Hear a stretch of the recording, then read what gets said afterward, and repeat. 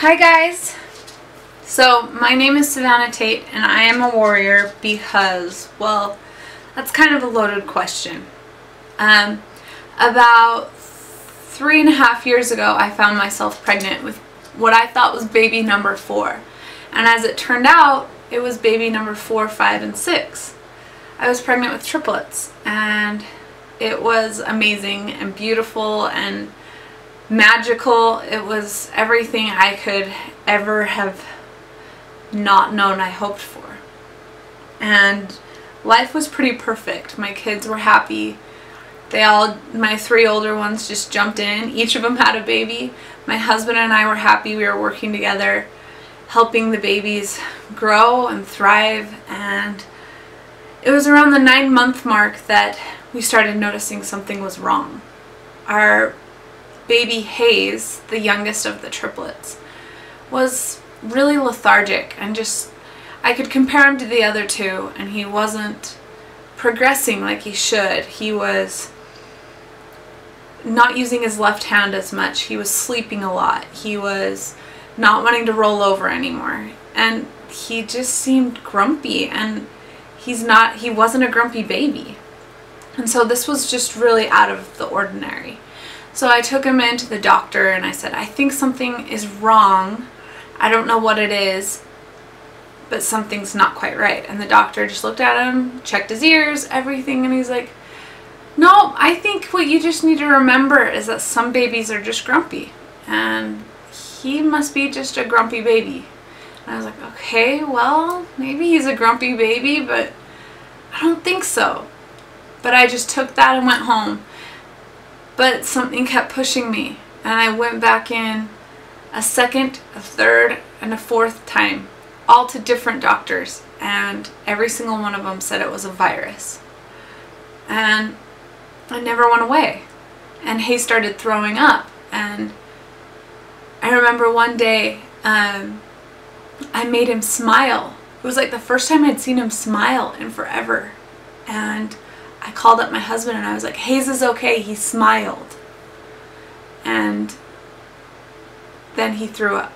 And I called my husband back and I said, we need to go to the emergency room. I know something is wrong. We found out that Hayes had a brain tumor, and it was the size of a lemon in his brain. And it just broke my heart. There's nothing like hearing your child has cancer. It is the most horrifying thing you can possibly hear. And I heard it, and not only did he have cancer, but he had a brain tumor, which was so foreign to me. It was horrifying. And I broke down. My husband and I held each other for a whole night while he was in the PICU. And I didn't know how long he was going to last, and I was scared to death. But I knew we were heading in for a fight, and the next morning he had surgery and the doctor was able to get it all out of his brain. But we found out that he had tumors coating his spine. So that's when we found out, okay, so we got to do treatment. Which, okay, we can do that. As long as there's a plan, I just knew we would be okay. And so we had a plan, and he started chemo in January of 2016. It was not just like a chemo where I could just take him into the doctor. They give it to him for a few hours in the clinic and then we go home. This was intensive chemo. It was the most intense chemo that a human can possibly have, from what I've been told by the doctors. And he had 6 rounds of chemo. Each round was about 28 days, and 21 to 24 of those days were spent in the hospital. So I spent all my time up at the hospital, and my husband stayed home with our other 5 kids. He was kind of like a single dad, but he'd go to work in the morning, and one of our family members would come help, and then he'd come up to the hospital, switch me at about 4 o'clock in the afternoon. I'd go home, spend time with my 5 kids. I'd do homework with them, I'd run them to practices, and then go back up to the hospital after I put them all to bed and switch with Steve. And then I'd spend the night with Hayes. And it was the same thing over and over again for 24 days straight. So it was really, really challenging, but very worth it. I mean, obviously, like, you'll do anything for your child. And people ask me often, like, how did you do that? Like, where did you find the strength? And all I can say is that love gives you a crazy kind of brave, because I was able to do things I never knew I was going to be able to do. So Hayes went through 6 rounds of chemo, had a stem cell transplant, and he was in remission. And life was just absolutely perfect. And before Hayes got sick, we had a trip planned to Disneyland for March. And when he got sick, we obviously realized, okay, we can't go to Disneyland. So we told our kids, when Hayes is done with treatment, we're going straight to Disneyland. That will be our celebration. So every day my little 5-year-old would look at his head and see his scar, and he'd say, oh, it's getting better, we can go to Disneyland. But obviously that wasn't the case. But now he was in remission. And so we'd planned a trip, and we loaded all 6 of our kids, 3 of those being our triplets, and that were 20 months at the time. And we went on a road trip to California. And you know, road trips, like, for me, like, are like filled with anxiety, but this was just perfection. And anytime the kids wanted to stop, we'd see like a landmark and we'd get out and we'd look, and we weren't in a rush. We'd stop and look at amazing things, show the kids things that we normally don't stop for. We would just rush through to get to our destination. And this, we like enjoyed the journey. We got to California and we spent time on the beach and let Hayes just feel the sand in between his toes. It was the first time he wasn't hooked up to a machine. And it was, I mean, I know I keep using this word, but it was just so beautiful. And it's the first time our family was able to feel like whole again and safe.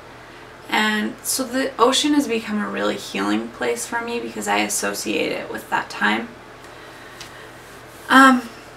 But it was on our drive home that Hayes started throwing up again, which was so odd because he was perfectly fine the whole trip. But he started throwing up, and I kind of knew something was wrong. So when we got home, my husband and I took him in, and they decided to check his shunt. And when they went in to check his shunt, which is a drain in your brain, when they went in to check his shunt, they found that the cancer had returned, and this time it was more aggressive. And it was, I don't know, like, it was like the first time that I was able to just look and finally accept the fact that Hayes is not going to be here long. And it was, I mean, it literally was the first time throughout his whole treatment that I had to accept that.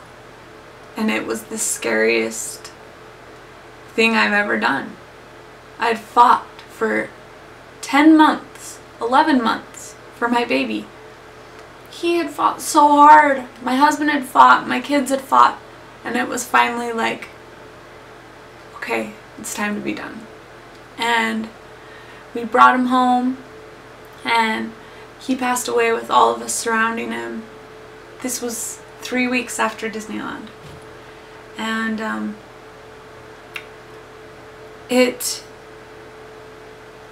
situations like this can destroy you. And honestly, I understand when families are destroyed by losing a child. I understand that completely. For me, I couldn't let it happen.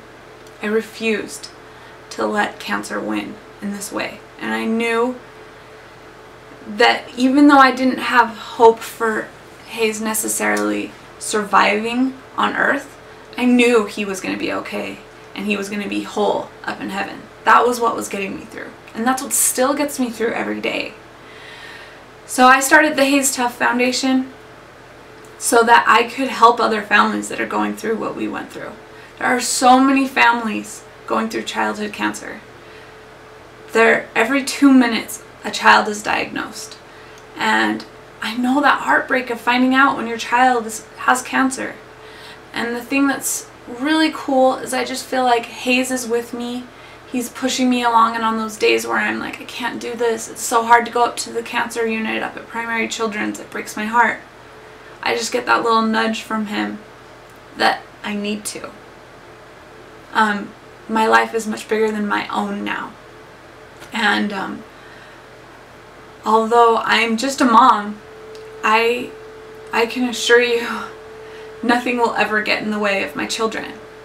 Even if it is cancer that comes, like with Hayes. I won that fight. Hayes won that fight. And the Hayes Tough Foundation is proof of that. And I will never stop fighting for these kids. I will never stop fighting for these families. And that is my purpose, and that is my war cry. I may not have war paint on my face, and I may not have, the strongest muscles, and I may not be the most active person in the world, but I can sure as hell tell you that I am a warrior, and there's nothing I won't do for my kids. There's nothing I won't do for these kids that are fighting.